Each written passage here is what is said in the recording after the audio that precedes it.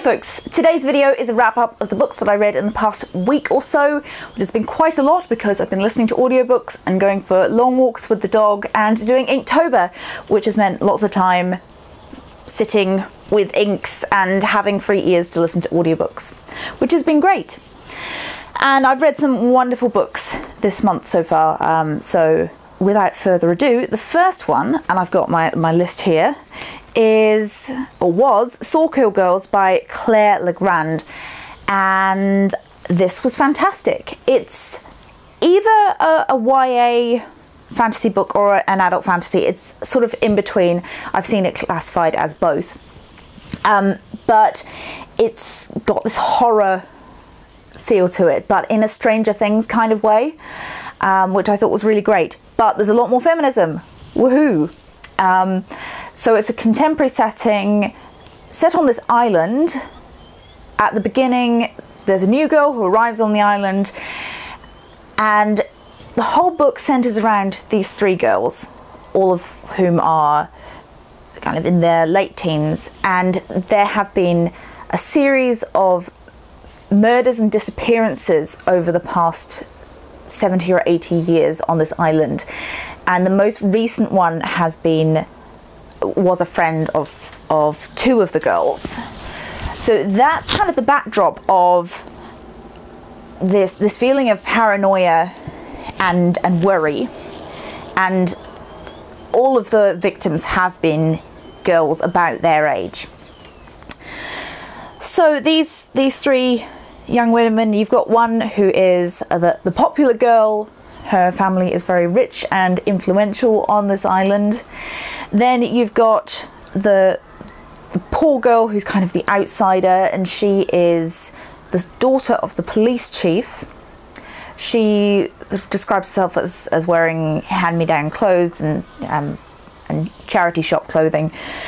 And then you've got the new girl who has just arrived on this island, and her father has recently passed away, and so they're moving there to start a new life.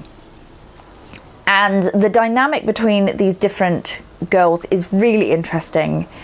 You've got sort of the expectations of what they think each other are and will be, and then they start developing in really unexpected and interesting ways. You've got some LGBT representation there, including an asexual character, which I thought was really well done, really well explored, because this is something that you don't see very often in literature. I mean, there are characters who are kind of tagged as being asexual, but it's never explored. I mean, Sherlock Holmes is one example. Often people will say that, well, he's an asexual character, but it isn't explored, and it's certainly not named. And yeah, I think that was done really well here, just explored in a really genuine way. And she is in this romantic relationship as well, so that was really interesting, really refreshing to see. And yeah, you've got some gay or bisexual characters as well. So yeah, overall the diversity and representation in this was fantastic, and I gave this one 5 stars. I would really recommend it if you think that's your kind of thing, the Stranger Things spooky vibe. Definitely a good autumn read. The next one was The Heart's Invisible Furies by John Boyne, and this just made me want to read a lot more John Boyne, because I read The Boy in the Striped Pyjamas years ago, and I haven't read any of his adult work up until this point. And I was looking through reviews for this book, and one person said that this book was everything they wished A Little Life by Hanya Yanagihara had been. And that, to me, it absolutely sums this up, because I really liked A Little Life, but I tried rereading it a little while ago, and I just couldn't. I got to a certain point, because she makes you love these characters so much and then kind of just does horrible things to them. I got to a certain point, and if you've read it, you'll know what I'm talking about, that I just had to stop. I knew it was all downhill from there, and yeah, so this was really refreshing in that sense because it does a similar thing to A Little Life. So you've got this orphaned boy who is growing up and dealing with his sexuality, but it's done in a much warmer way than Hani Yanagihara does, and I really liked it for that, and the fact that I know I can reread this without being kind of terrified to do so. There are horrible things that happen. I mean, it covers the course of his life, and that covers the AIDS crisis in the 80s. So, you know, none of that is easy to read, but it's not nearly as kind of what's the word? A concentrated feeling of just doom, which is the best way I can describe most of A Little Life. And yeah, so this has got a lot of humour to it. I think that's what really makes it different to A Little Life. So if you like that book but had, you know, want something that's similar but better, well, not necessarily better, but a little easier to read, and it's more digestible because of the humour, then I'd really, really recommend this. Then I read Ghost Wall by Sarah Moss, which is a novella, and I hadn't read any Sarah Moss before this. This was fantastic. I think I gave it 4 stars. And for the length of the book, it's a novella. It's short, but she got so much in there of these different characters, and you built up this idea of their home lives outside of what they're actually doing in the book. So what they're doing in the book is a bit odd. It's this girl, this teenage girl, and her parents go on this camping trip to live like Iron Age Britons, as you do.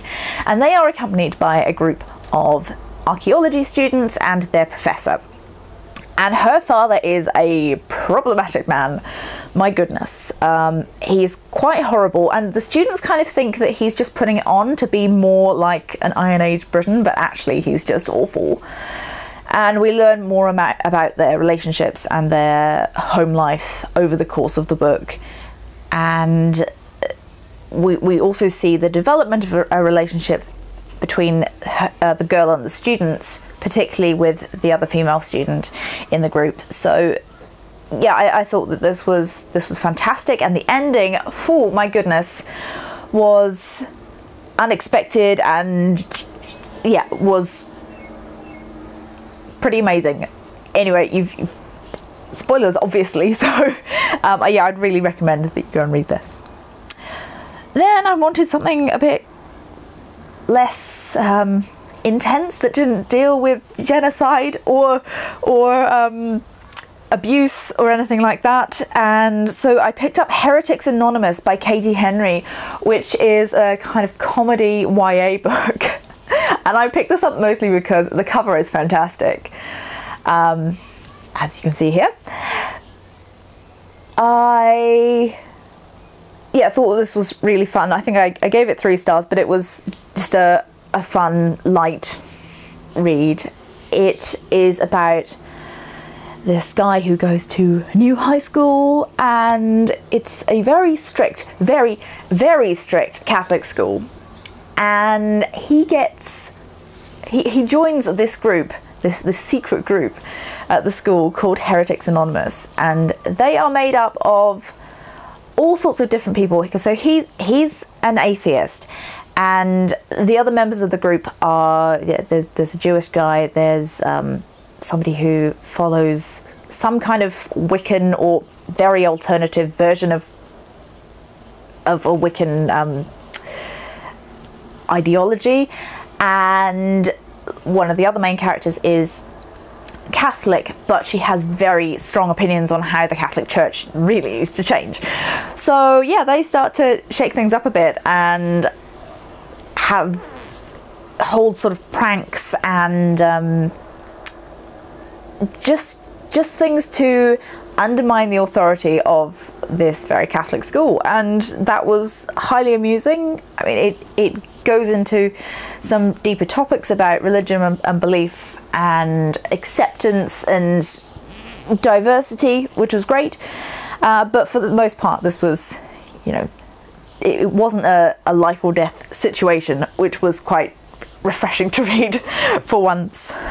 So then the next book was another young adult book. This, the synopsis said, boarding school, exclusive boarding school in Vermont, and my secret history ears went, yeah, I think that's something I would quite enjoy. And I think I would have really loved this had it been a standalone book. Unfortunately, I didn't realise that this was the first in a series, and if I did, I might have waited until the next one was out. But this school takes students who are really good at a particular thing, but there isn't a particular thing.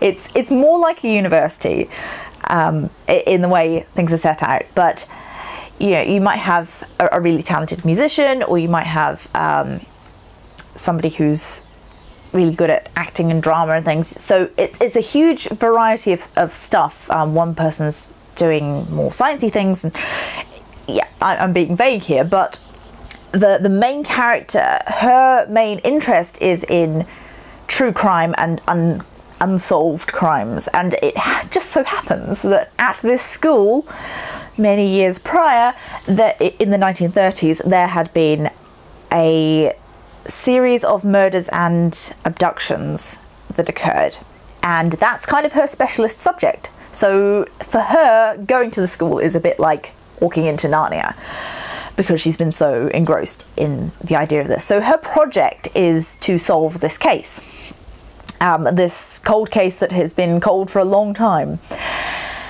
And so I sort of thought that was going to be the course of the book. Unfortunately, it seems that is the overarching plot in a longer series. I'm not sure how long it's going to be, but there's a smaller case that's going on within the book, and I think because it doesn't all come to a nice tidy end, it's a bit frustrating to read, and yeah, I wanted to just go straight on to the next one basically, and couldn't. So I would recommend this book, but I'd probably recommend waiting till at least the next one is out. Alright, then we had another true crime YA book, and this was Sadie by Courtney Summers.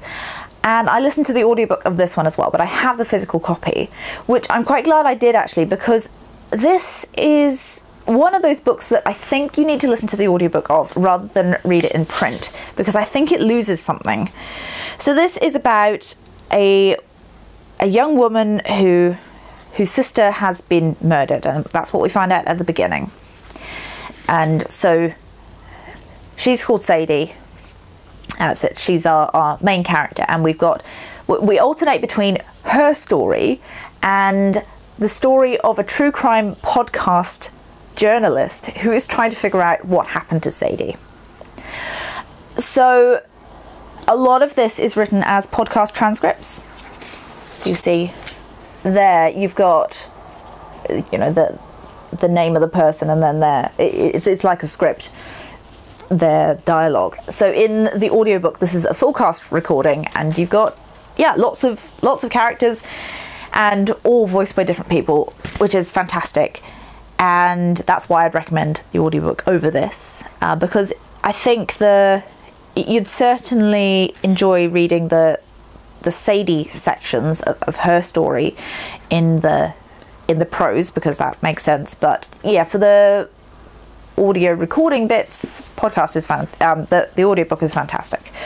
So if you're into true crime podcasts, which I'm not, I haven't listened to any of them, but I know that they're a big thing at the moment, this is probably would be a really enjoyable book for you. And yeah, I really enjoyed it as well. I gave it 4 stars. Yeah, it's a very kind of gritty, dark YA book. So yeah, the next book was The Illumination of Ursula Flight, which is a literary novel by Anna Marie Crowhurst. This is set in is it the 17th century? So even though she's born to this very wealthy family, or at least very well off in the town that she lives. She is friends with her maid, and all of her friends are kind of below her in the social hierarchy. So we see the differences between her and her friends, and this is a book that covers from her childhood through to her adulthood. And so she is expected, as this young woman or girl becoming a woman, that she will marry, and that's pretty much her only option in this time in this life. And she's not very interested in doing this, certainly not having an arranged marriage that her parents have come up with for her. And she is really interested in writing and science and learning, and her father has taught her history and taught her about politics and the sciences. And of course the sciences back then were more to do with humours, and there's a lot of astrology going on, and astrology as a science, which is quite interesting, you know, to read from somebody with that point of view, where they actually believe that their fates are ruled by the stars and by the humours in their bodies. But apart from that, she is a very, I mean, within this context, she is a very forward-thinking woman, and she wants to do her own thing.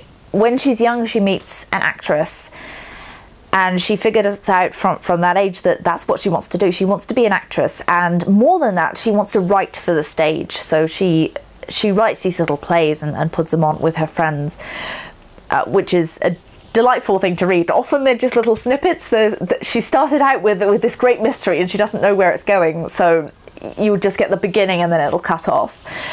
So this was an enjoyable read. I think I gave it 3 stars, but it would be more a 3.5 star read. Yes, if you like historical fiction, this is really good. And I read Vicious by V.E. Schwab, and this was great. I really enjoyed it. I had been waiting for my physical copy of this to arrive for ages, and it still hasn't got here because it had to come from the States, and yeah, it's taken a while. So I downloaded it on the Kindle app, and I hate reading on a screen. I just think it really impedes the reading process. But I just went, you know what, I'm gonna read it because I was dying to. So this isn't available as an audiobook, at least not in New Zealand or the UK, which is unfortunate. But anyway, so Vicious is a fantasy novel. It's an urban fantasy novel, and it is about these 2 characters who they're at university, and one of them has the idea of doing his university, basically his thesis on EOs, and that stands for extraordinaries, and that's basically people with superpowers. And at this point, it's not a confirmed thing that this is actually real, but he thinks that it is real, and it's something that can be, that superhero type powers can be created.